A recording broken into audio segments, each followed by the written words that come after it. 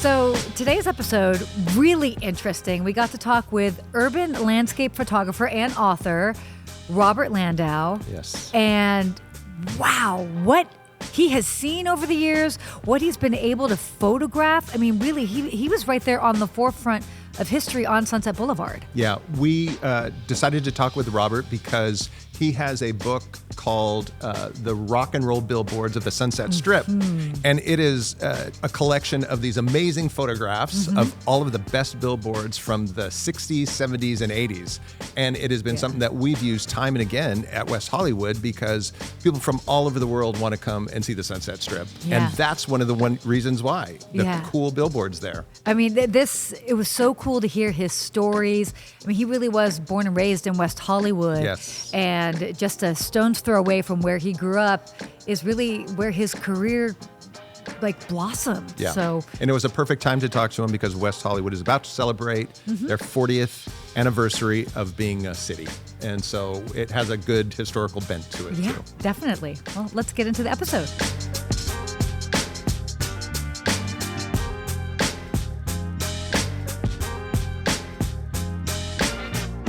Welcome, Robert. Thank you so much for joining us, by the way. So excited. Your work is so impressive and what you've been able to capture over the years. We're totally going to dive into that, but so excited to have you with us here today because, you really kind of help bring to life what West Hollywood is. Yeah, it's a very vital city. There, as you mentioned to me briefly, there's always something going on here. The period I was sort of coming of age was really the 70s and the 80s, and it was really crazy then.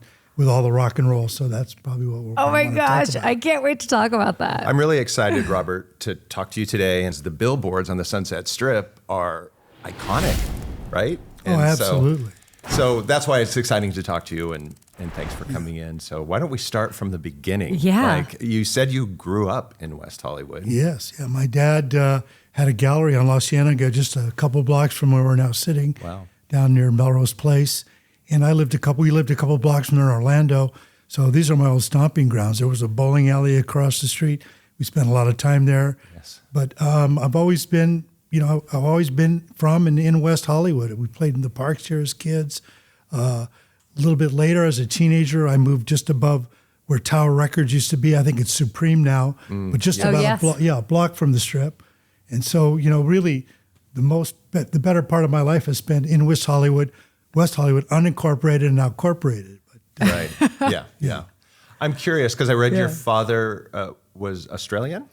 Is that right? Austrian. Austrian. Viennese. Okay. How did he end up in Los Angeles? I think, his family migrated to New York, and I think he was drafted into the service, in the 40s, and they shipped him out to San Francisco. So he got to know California, and he just thought this was the place to come and start a new business.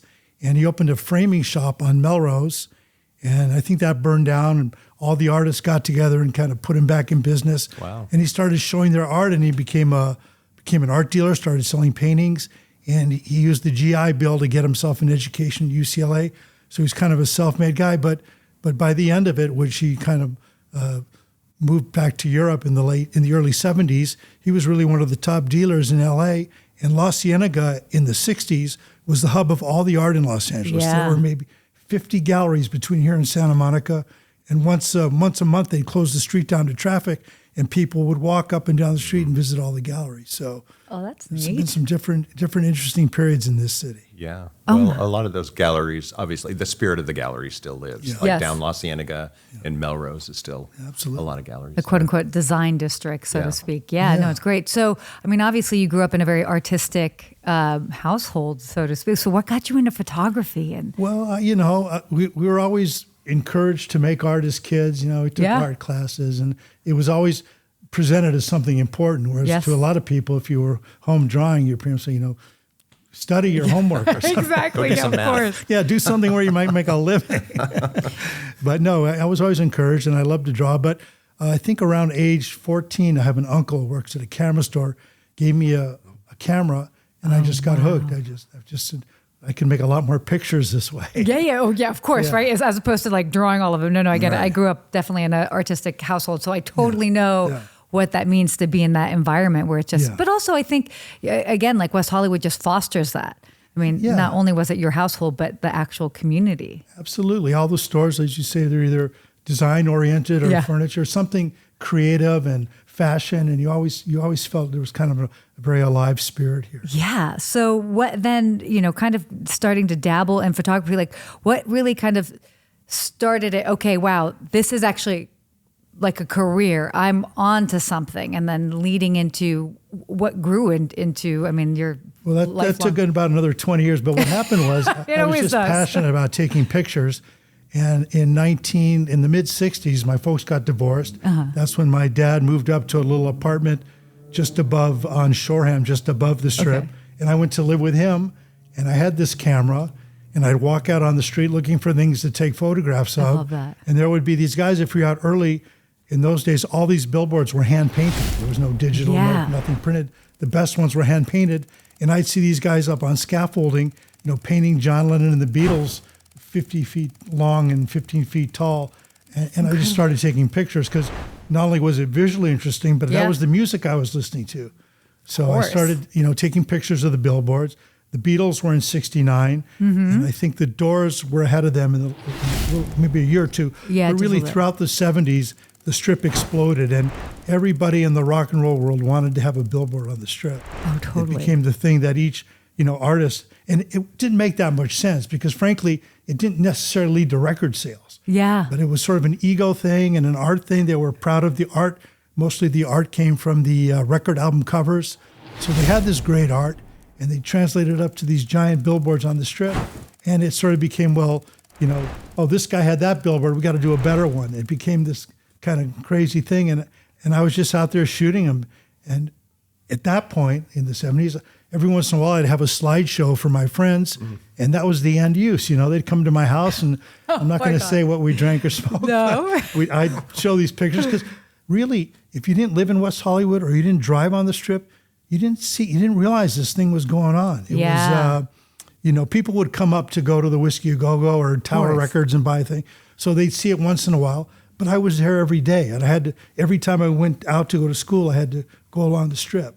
So it was very fortunate to have, been interested in photography, be there at that time, and also have this interest in the music. The idea that West Hollywood was unincorporated at that time, just kind of outside the city limits of Los Angeles, do you think that's why the billboards popped up there? Or do you think the billboards were a result of the clubs like the Whiskey and the Roxy? I think and both stuff? to some extent. I think, as you say, this fact that the West Hollywood was unincorporated, the Sunset Strip always had this anything goes attitude, and I think probably in the 40s people were gambling in the back rooms, and who knows what was going on. Yes, and right. so it had that attitude already that anything goes, and that's probably what drew these clubs like the Whiskey might have been the first to open because they, that's where a lot of the nightclubs were, and then I think the billboards followed that. I think they knew that the kids were coming up. Well, not only were the kids coming up here to buy records and go hear the bands, the Whiskey A Go-Go or the Roxy or whatever,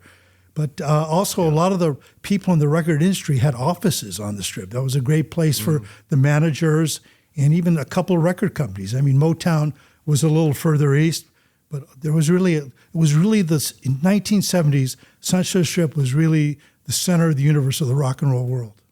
Yeah. Which is so cool because again, it was like on your front doorstep. Yeah, I mean, when did you sort of realize, because I mean, again, if you're growing up here and it's just literally a stone's throw away from where you're living, you almost take it for granted, but like, did it, Good question. right? Yeah. Like at what point did you really realize like, oh, this is so much bigger than my neighborhood? Good. Yeah, there's two answers to that. First of all, you're right.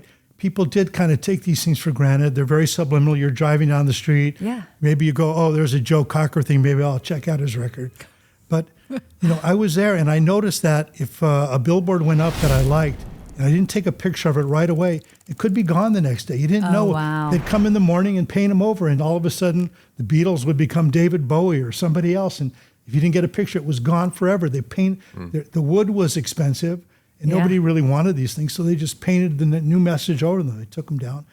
But to get to the other part of your question, say it again. Oh yeah. No. As far as like realizing like this was like you were basically like photographing and like being a part of something that was so much bigger Well, than yeah, just the in your answer to that is I didn't. That's where another 20, 30 years came in.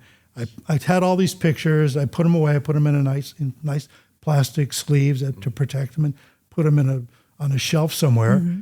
And then I think somebody at the Getty said, "You've been photographing LA for a long time. Why don't you take a pictures of sort of forgotten or overlooked LA?" And so I've been shooting other landscapes in the city, buildings and stores, and one of the sections was about the billboards. And then we come to a Q&A after this photo presentation. Yeah. And all the questions, and I realized, this is really interesting. Yeah. People didn't realize it happened. People who lived here, let alone people outside of LA. Of course. And so I said, we should do a book, and publisher agreed, and so that's how that happened. I love that. So I mean, it's like you're able to capture these like little moments in history, which is so cool. And you don't know it in the time, you know what I mean? Because again, you're just living life, and you're like, and enjoying taking photos of it. But you were able to kind of capture some of the most famous billboards in the like 70s and 80s. But are there any billboards in particular, or even like maybe moments that like stand out? Like, again, maybe you didn't realize it at the time, but then after the fact, you're like, oh, wow, I can't believe I captured that. Or I don't know, something that stands out. Yeah, I mean, that did happen. And I mentioned how if you didn't take a picture, the billboard could be gone. Well, there were a couple, for the most part, people did not graffiti these billboards. They were pretty much left alone because they really did look like art. That's amazing. So, and this was the music that generation was listening to. No one was going to go and paint a mustache on John Lennon. No. But there were a couple that provoked responses from people. And the Rolling Stones put up a billboard. I think it was 1976 or 7, and it was pretty edgy billboard. It depicted a woman with her hands tied. Yeah, it had a little kind of MS kind of feel to it. And a women's group took offense, and they graffitied it, and they protested it. Well, I drove by it, and I saw it, and at that time I only had black and white film in my camera. You had to choose then; it wasn't digital. Yeah. And so I took a couple pictures in black and white, and then I was going to come back the next day and shoot some color film, and it was gone. So, and that picture ended up in Rolling Stone that week, and probably the Stones got more attention for that billboard, even though it was only up for a day, than it had been up the whole month. So you got pictures of it while it was defaced from the graffiti? Well, it had the graffiti, but it's black and white. And, Amazing. Did you ever meet any of the artists from any of the bands? Absolutely, yeah. We're working on a documentary now. Someone approached me and said we should do a documentary, and we've been interviewing people. We just interviewed Chaka Khan. We've talked to Roger Daltrey from The Who. Great. And probably Mark Mothersbaugh, who has an office on Sunset Strip from Devo. Right. Yeah. That's fun. Yeah. So God. All these people love talking about that period because it was such a positive time in their life. And to have a billboard on the Sunset Strip really in the record industry meant that you made it. It was almost like being on the cover of Rolling Stone. I'm sure. Because the record company would not front the money unless you were an important band and they knew it was worth it. Because it did, as I said, it didn't make that much sense financially. They knew it wasn't about selling records. It was about keeping the artists happy and also bragging to other people in the industry, because they all drove up and down the Strip to go home, or especially the DJs also. That was important, getting radio play. And Jack Holtzman of The Doors, who was the head of Elektra Records, who had an office about a block from here, he was really the first guy to get he had just come out here from New York, and he said, there's everything being advertised on the Strip, cars and whiskey and cigarettes. Why not rock and roll? And because the DJs working in Hollywood drive up and down there. So in 1967, he put the Doors billboard for their debut album on the Strip. And the Doors came out that early in the morning when it went up, and they climbed up. There's pictures in the book of them on top of their billboard. But probably people driving by had no idea what's going on. No, they could care less. Who are these guys with long hair? But that was a pretty significant one. That is so cool. Yeah. I mean, like, when you think back, and so when you're capturing these like moments, I mean, are you just like, what is your frame of mind? Are you just like capturing the moment? I mean, you're not trying to. I mean, it's obviously it's almost like the slice of life that you're getting, right? Yeah, it kind of evolved over the years. I started when I was like 14 or 15. Of course. Yeah. So I'm very different at that point. So at first I was just, wanted to document. I just wanted to capture these to show to my friends. And then over time, and also I had an interest in urban landscape photography. Oh, yeah. And so over time, I was starting to look at the billboards in relation to the environment, how they played off each other, or how maybe somebody walked in front of one and you got a scale of the billboard. Oh, so cool. I did become much more aware of them as sort of part of an environment and trying to show the street as well as the billboard and what was going on around it. That's so cool. I'm curious what you think about the Sunset Strip now. Obviously there's what you talk about in that period of time where you were photographing all of these amazing pieces of art, really, because they were hand painted. Yeah. That's really incredible. Obviously, the world has gone digital. There's a lot of really kind of interesting and iconic boards that are going up on the Sunset Strip now that are more digital. I'm just curious, when you drive down the Sunset Strip now, that all kind of began that, right? And so, what is your? Do I have to say something nice? No, I mean, because I love West Hollywood. I love Sunset Strip, but you grow up in an era, and I don't want to be an old fogey and say in the old days, but it has changed an awful lot. Yeah. Totally. And in my ideal world, you keep the best things from the past. I'm not against change. You bring new things in, but I think a lot of really important things have disappeared.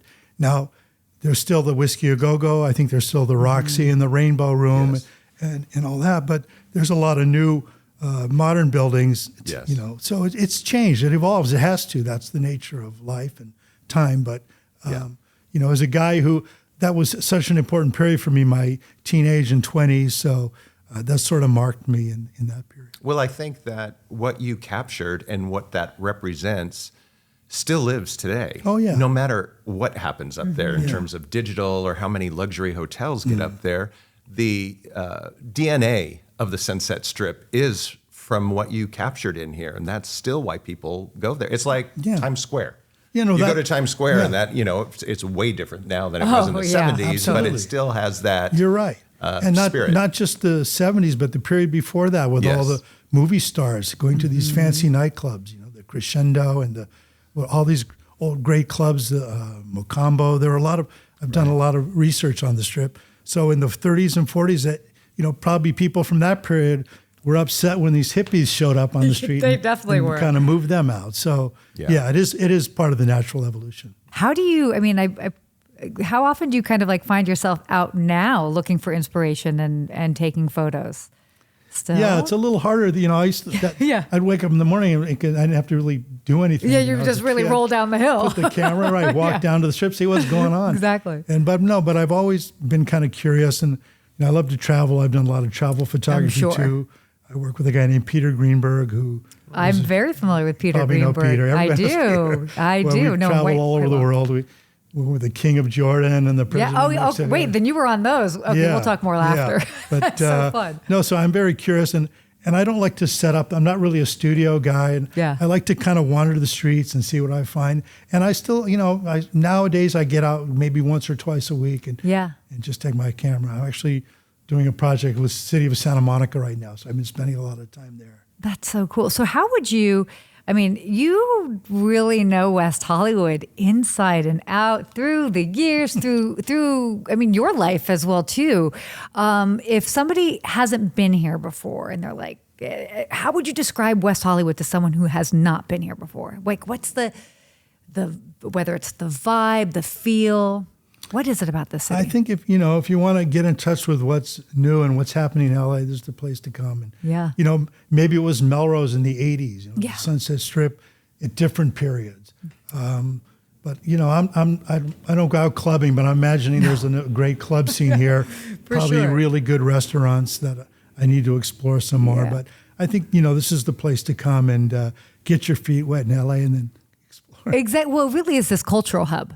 Yeah. Right. And so it's like so much. I know that you love the line. We always call it the heart of LA. And when we talk to people internationally, even we say, if you're coming to Los Angeles, there's lots to see, but the best place to base your stay is in West Hollywood because it really is geographically the center, but it also is kind of psychographically the center too. It has, it's what people believe about Los Angeles. Are there any like favorite places that have been around like for over the decades that still kind of like are some favorite places of yours? I think of the Strip, and I think of, that and the Rainbow, the Roxy and the Rainbow.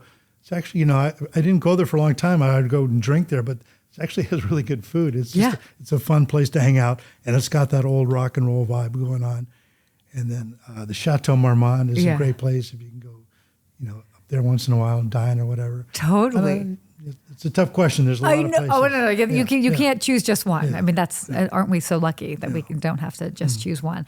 But any other like stories that you have? I love the one that you were sharing about the billboard, where you ended up catching the women like defacing it, but like any other iconic moments like that, because it's so cool to hear you bring that to life. I mean, obviously it's so great to see the images, but like other kind of standouts. Sure. I mean, the great thing about the billboards was the record companies had a lot of money. Yeah. And they really couldn't advertise. It wasn't cool. Like if you were Neil Young, you're not going to have a commercial on TV. Yeah. But he'll put a billboard up on the Strip because it was cool. It was like the posters kids were putting up.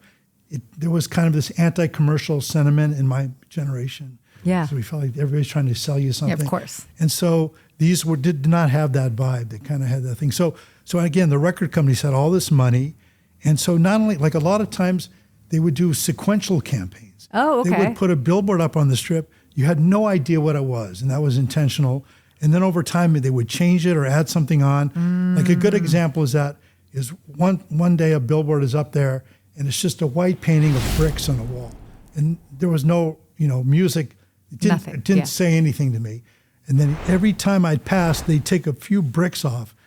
And so over the course of a month, it revealed this message underneath. And finally, at the end, it said Pink Floyd, The Wall. And so there were these, really thoughtful and clever, probably expensive things. But, that's where they were spending their money. There was obviously no internet for the young folks watching. Yeah. The only way you could learn about the music you liked was either by listening on the radio for or sure, maybe in a magazine or like Rolling Stone, or there were a couple other. Or they had these billboards, and then you could see what the artists, how they wanted to present themselves. So, there's one other sort of fun one that involves graffiti. Okay. Bruce Springsteen was in town. He was playing a series of concerts. And he drove by the Strip. He wanted to see his billboard. In fact, most of the artists who were touring when they came into town would want to see their billboard. Led Zeppelin was famous for basically living in the Continental Hyatt House, which is was now the Andaz. Yes, that's right. So it was important to them too. Anyway, Bruce Springsteen, this is a story he told much later that we have on tape, and it's in the documentary. Was driving by and he sees his billboard, and he hates the way his face was painted. He was very sensitive to how he looked. He didn't like his nose, or I don't know, something. Something like that. So that night after the concert, him and his band climb up on the building, and with a bucket of black paint, spray paint. Oh, wow. And he wanted to paint a mustache on himself, but he couldn't reach that. He was on Clarence Clemens' shoulders. And so instead he wrote "Prove It All Night, East Street." Now, who's going to graffiti a billboard and write that other than Bruce Springsteen? Yeah. And then the next day at the concert, since it was a series of concerts, he said, after the show, I want you all to drive up to the Sunset Strip. They have my billboard up there, but I think you're going to like what we did to it. I love that. Yeah. So people interacted with these billboards. There are other cases like that. Yeah. Oh, that's such a cool story. Yeah. I'm curious, because they were practical, everything was hand painted and sometimes spectacular, right? Like they were built outside of the normal billboard size. Yeah. Does anything exist from that time period? That's a great question. Ooh. One very important piece exists, and it's a great story. I should have told earlier. On the cover of the book is a picture of the Beatles billboard for Abbey Road. That was in 1969. They were in America. They were represented by Capitol Records, and Capitol was really slow coming to this Sunset Strip billboard thing, because already a lot of the independent guys were putting them up. Jack Holzman with Elektra and some of the other smaller labels. Yeah. But in '69, they decided to put a billboard up for Abbey Road, and the art director, a guy named Roland Young, was a young guy at Capitol then. He later worked for A&M Records. He looks at the Abbey Road cover, and he goes, nothing special about it. They're across the street. Then he looks at where the billboard is, and he says, nothing too cool about the foreground. It's right over a parking lot. but this blue sky above it, I think I'll cut the heads out. I knocked my mic. I think I'll cut the heads out and have the heads extend off into the sky against the blue sky. So when you're driving by, you'll see these totally recognizable shaggy heads of John Lennon, Paul McCartney, Ringo, and it'll be highlighted against the sky. And it was beautiful. And he said, we don't even have to put their name on there. Everybody knows who the Beatles are. They so do. It's this spectacular billboard. It's on the cover of the book. And at this time, in the media, there were these crazy rumors going around that Paul McCartney had died mysteriously. Oh. Do you know about that? Yeah, I remember vaguely hearing about that. People may have read about that. Yeah, I don't know how it got started, but there were these rumors going that Paul was dead. I think he was off with his family on a holiday somewhere where he couldn't be reached. But the record company said, this rumor is driving sales. They told the people at Apple Records, don't show up. Don't confirm or deny it. Just say, we don't know. Wow. And so this thing went back and forth in the media. And at the height of that, somebody climbed up on the billboard, or I should just say Paul's head went missing. Foster and Chrysler, the company that maintained and painted the billboards, drove by and they said, Paul's head's missing.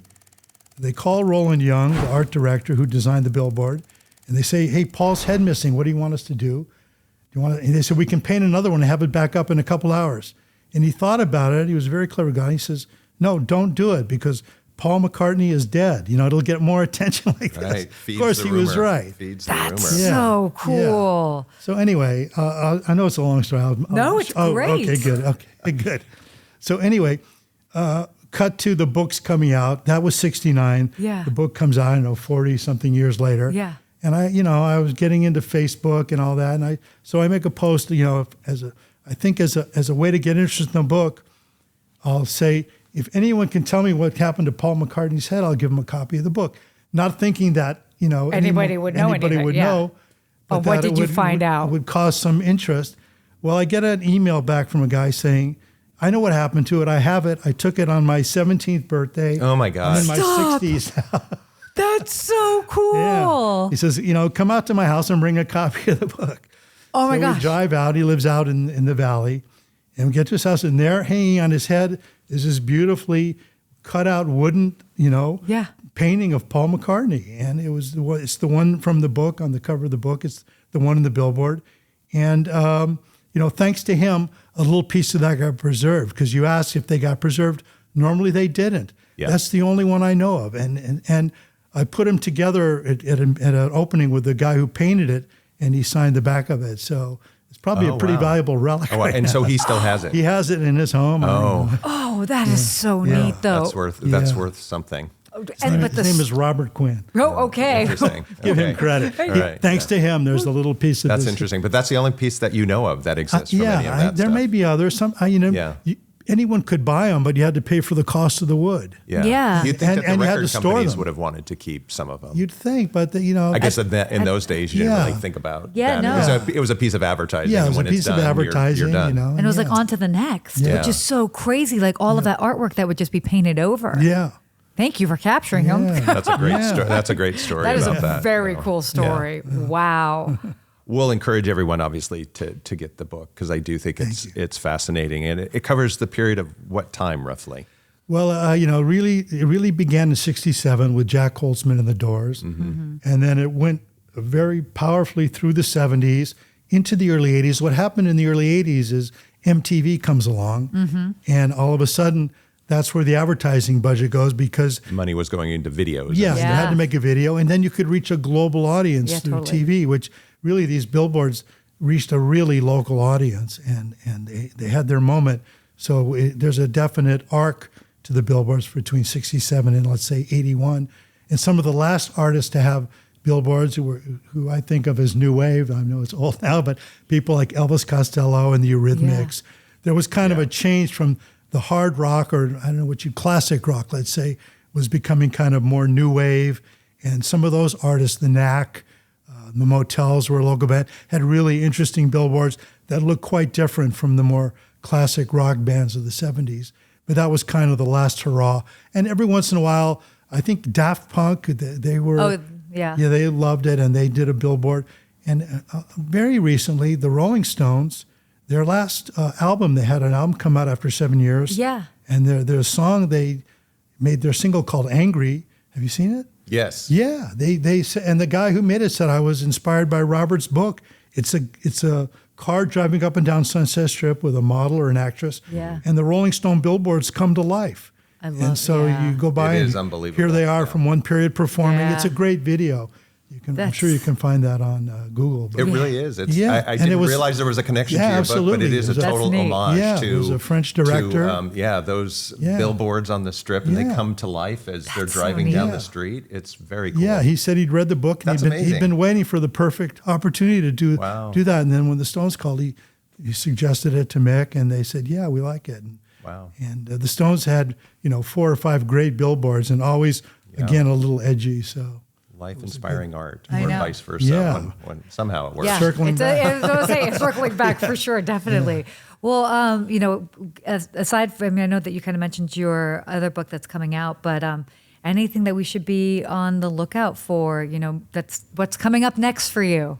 Well, that's sort of taking all my time now, but I'm always looking at LA. I'm always looking for new and different things, and the documentary, the book, you got a lot of When's things. the documentary coming out? Do you have any idea yet? We're just waiting for sort of a final finish. The problem with documentaries is, especially one of this kind, is you really have to have some music from the period. Oh, of course. And the licensing rights can get really expensive. So we're trying to cross that bridge. But the movie itself is pretty much full. I mean, the icing on the cake would be to get Paul McCartney, because we can tell this whole story of Paul's head, from the guy who painted it, the guy who designed it, the guy who stole it. So we'd love to get Paul. Oh my gosh, you had to get him chiming in. For all I know, he may not even be aware that this ever happened. Yeah, he'd love that story, I'm sure. I'm sure he would love that story. Well, this has been a great conversation, and we appreciate talking to you about it, especially now as we kind of come up to the 40th anniversary. I do think the history of West Hollywood is so critical to preserve, and it's what gives the place its DNA. So thank you for capturing that and for publishing that and keeping that out in the world. Well, thank you. It's been a pleasure talking with you both. Yeah, thank you. Thanks, Robert. Thank you.